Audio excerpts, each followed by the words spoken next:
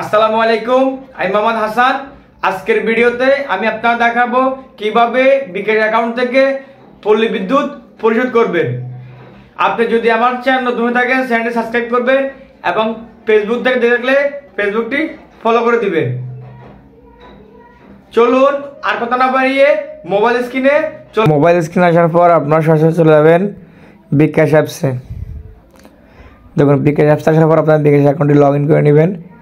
আমি আমার বিকাশ অ্যাকাউন্টটি পিন নাম্বার দিয়ে লগ ইন করে নিচ্ছি। দেখুন, পিন নাম্বার দিয়ে নেওয়ার পর পরবর্তী অপশনে ক্লিক করবেন। দেখুন, পরবর্তী অপশনে ক্লিক করার পর আপনি ফেবিল করতে এগিয়ে এখানে ক্লিক করবেন। ফেবিল করতে ক্লিক করে আপনার অ্যাকাউন্ট নাম্বারটি দিয়ে নেবেন। বিদ্যুৎ শুল্ক করবেন, রিসিল্ক করে আপনার অ্যাকাউন্ট নাম্বারটি দিয়ে নেবেন। দেখুন, অ্যাকাউন্ট নাম্বারটি দিয়ে নেওয়ার পর ফেবিল করতে এগিয়ে এখানে ক্লিক করবেন।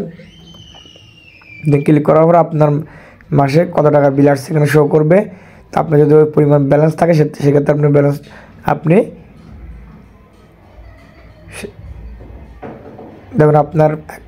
দেখুন অ্যাকাউন্ট নাম্বার দিয়ে নেওয়ার পর আপনার অ্যাকাউন্টের ব্যালেন্স দেখাবে, কারেন্ট বিল কত আসছে সেটা দেখাবে। দেখার পর আপনার অ্যাকাউন্টে ব্যালেন্স থাকলে আপনি পে বিল করতে ট্যাপ করে এখানে ক্লিক করবেন। ক্লিক করার পর আপনার কোনো চার্জ কাটবে না, কোনো কিছু কাটবে না, সেক্ষেত্রে সব কিছু ঠিক থাকবে। ঠিক থাকার পর আপনি আপনার বিকাশের পিন নাম্বারটা দিয়ে নেবেন। দেখুন, বিকাশের পিন নাম্বার দিয়ে নেওয়ার পিন কনফার্ম করে এখানে ক্লিক করবেন। ক্লিক করার পর পরবর্তী টাইপ করে ধরে রাখবেন। দেখুন, আমাদের বিলটি দেওয়া কনফার্ম হয়ে গেছে। এখন আপনারা যদি রসিদটা যদি ডাউনলোড করতে চান সেক্ষেত্রে আপনারা তাও পারবেন।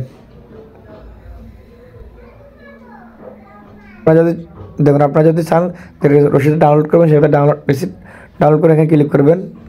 ক্লিক করলে আপনাদের পে বিল যে করছেন ওই ডকুমেন্ট একটা রিসিপ্ট চলে আসবে। আপনারা যদি ডাউনলোড করেন, আর যদি ডাউনলোড না করেন তাহলে সমস্যা নেই।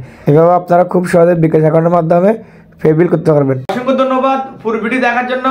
দেখা হচ্ছে নেক্সট অন্য কোনো ভিডিওতে। ততক্ষণ ভালো থাকবেন, সুস্থ থাকবেন। আল্লাহ হাফেজ।